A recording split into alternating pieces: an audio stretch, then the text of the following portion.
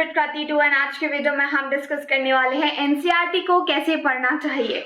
शायद ये आपको लग रहा होगा यार एनसीईआरटी को पढ़ने का भी कोई तरीका होता है, बट दिस इज समथिंग जो मुझे स्टार्टिंग से ही पता चल गया था। इसकी वजह से मेरी रीडिंग हैबिट जो है वो काफी अच्छी हो गई। तो अगर आप वो है जो एनसीईआरटी खोलते वक्त ही जो है नींद आने लगती है, यूडोमाइया लेने लगते हैं, तो मैं आपको बता देती हूँ here we will be talking about the proper procedure that you need to follow in order to study your NCERT. ना उससे पहले आपको बता देती हूँ, if you are using your social media handles you can connect with me on to my Instagram and here let's get started with this video. तो NCERT यार मुझे अच्छे से याद है जब मैं क्लास 11th में थी तब मैंने सीरियसली लेना शुरू किया था, क्योंकि अप टू 10th मैं एनसीईआरटी को इतना ठीक से नहीं पढ़ती थी। Up to 10th in fact it was just a thing कि हाँ सिलेबस कंप्लीट करना है, नॉट दैट सीरियस। 11th से मैंने ह्यूमैनिटीज स्ट्रीम लिया एंड आपको पता है ह्यूमैनिटीज में यानी कि आर्ट्स में थ्योरी सब्जेक्ट होते हैं, पढ़ना बहुत होता है। अभी कुछ के लिए ये ऑप्शन रहता है कि वो सिर्फ एग्जाम पॉइंट ऑफ व्यू से ही पढ़ते हैं, बट कुछ को जो है डीप नॉलेज चाहिए होता है, they want to cover everything. ठीक है, आई वाज द वन, तो मुझे सब कुछ कवर करना होता था। उस वक्त मुझे ये पता चला कि एनसीईआरटी एक ट्रेजर है। वो इसलिए क्योंकि जितनी बार उसको आप पढ़ेंगे उतना नया आपको वहां पे पढ़ने को मिलेगा। जैसे मैं हिस्ट्री की वीडियोस, पॉलिटिकल साइंस की वीडियोस क्लास 11th-12th की तकरीबन 3 से 4 बार बना चुकी हूँ। इनफैक्ट मैंने 5 बार बनाए होंगे अभी तक वीडियोस टोटल। और मैंने ये रियलाइज किया है every time when I actually try to open the book I find something new in it, और इसका कारण मैं बताती हूँ। सो अगर आप कंपटीशन की प्रिपरेशन कर रहे हो या फिर नॉर्मल स्टूडेंट हो, सब ये ध्यान से देखिएगा, स्पेशली एंड तक देखना ताकि आपको पता चल सके क्या चीज है जो आप मिस करते हो। लेट्स टॉक अबाउट दोस्त जिनका रीडिंग अच्छा नहीं है एंड फोकस अच्छा नहीं है। रीडिंग एंड फोकस अच्छा ना होने की वजह से जैसे ही आप किताब उठाते हैं, पहली बात तो आपको ज्यादा पढ़ना नहीं आता, पढ़ना in the sense you can't read for that long time, and second आपका बार बार इधर उधर फोकस रहता है, you are unable to concentrate on to it and at the end you prefer that कि भाई हम समरी देख लेंगे या फिर यूट्यूब पे वीडियोस देख लेंगे। बट आपको भी ये बात पता है कि रेलेवेंस खुद से बुक पढ़ने का ज्यादा होता है, क्योंकि उसमें चीजें ज्यादा समझ आती है। सो नंबर 1 जो आपको यहाँ पे स्टेप लेना है, that I will just suggest you one thing, first time reading करो आप किताब खोल के एंड विदाउट दिस एक्सपेक्टेशन की कुछ समझ आने वाला है। Yes I am saying right, without having this kind of expectation कि आपको कुछ समझ आने वाला है, just keep this thing into your mind. By chance 12 से 13 पेज का आपका एक पूरा का पूरा चैप्टर है, this pen is in working, तो 12 से 13 पेजेस का एक आपका चैप्टर है। आप ये डिसाइड कर लो फर्स्ट टाइम मुझे रीडिंग करनी है और कैसे भी करनी है, एंड इसको कंप्लीट करो एक दिन में ही, लाइक इसको 2-3 दिन में मत फैलाना, मैं बताऊंगी आगे कैसे करना है आपको। सो फर्स्ट स्टेप होना चाहिए जस्ट आपको रीडिंग करनी है, समझ में आए चाहे ना आए, बट एक एक वर्ड पढ़ना है। ठीक है, एक एक लाइन पढ़नी है। यहाँ पे आपका फर्स्ट प्रोसीजर हो गया। अभी सेकंड जो मैं आपको स्टेप बता रही हूँ इसमें वो होगा कि आपको जब सेकंड टाइम रीडिंग करो, रीड विथ योर पेंसिल। ठीक है, पेंसिल अपने हाथ में लेकर के आपको रीडिंग करनी है। मैं एक्चुअली यहाँ पे आपको दिखा दूंगी because this is in working here.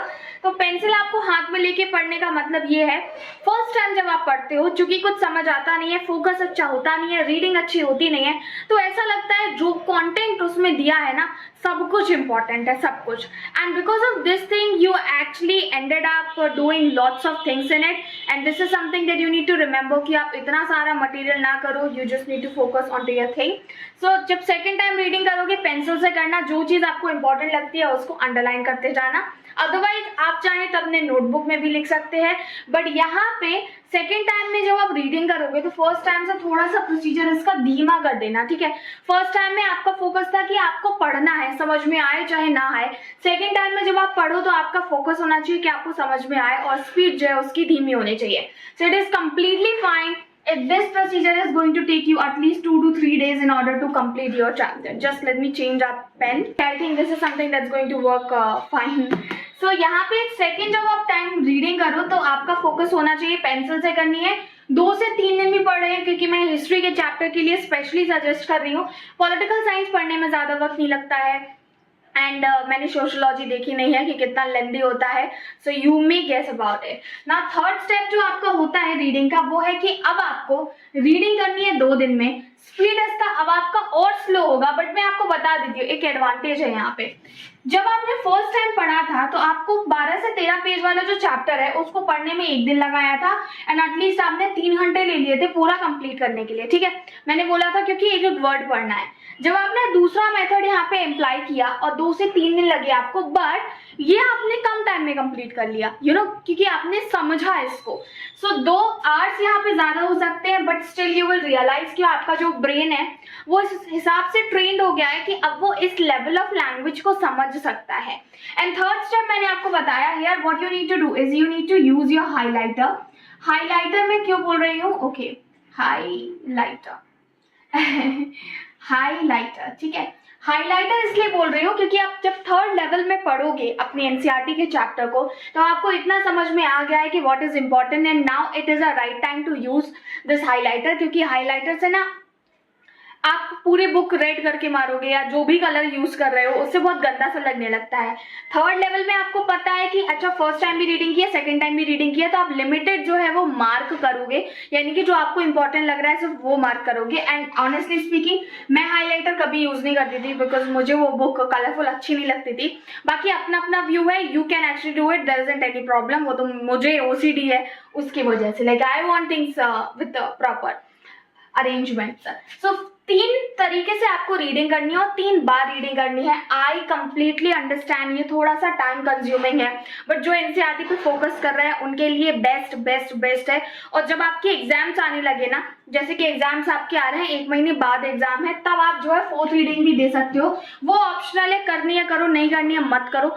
जो लोग एनसीईआरटी पढ़ते हैं बता देती हूँ उनका बेस बहुत ज्यादा मजबूत होता है, क्योंकि सबसे पहले गलती अगर किसी से ये होती है कि वो डायरेक्ट रेफरेंसेस बुक हो गया, समरी हो गया, यूट्यूब पे नोट्स मिल गए उनको, किसी वेबसाइट पे नोट्स मिल गए, उसको रेफर करने लगते हैं, एज लिटरल ले लेते हैं। फिर उनको लगता है अरे यार ये वाला क्वेश्चन कहाँ से आ गया।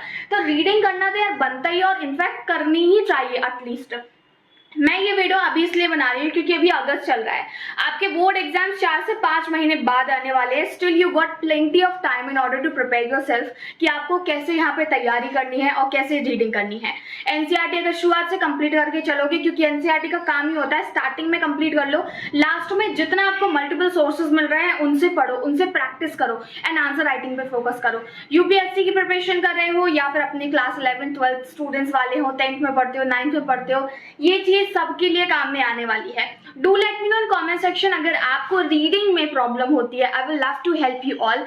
And are you also the one जिसको रीडिंग से प्रॉब्लम है, और क्या आपने अभी तक अपनी एनसीईआरटी पढ़ी भी है या नहीं?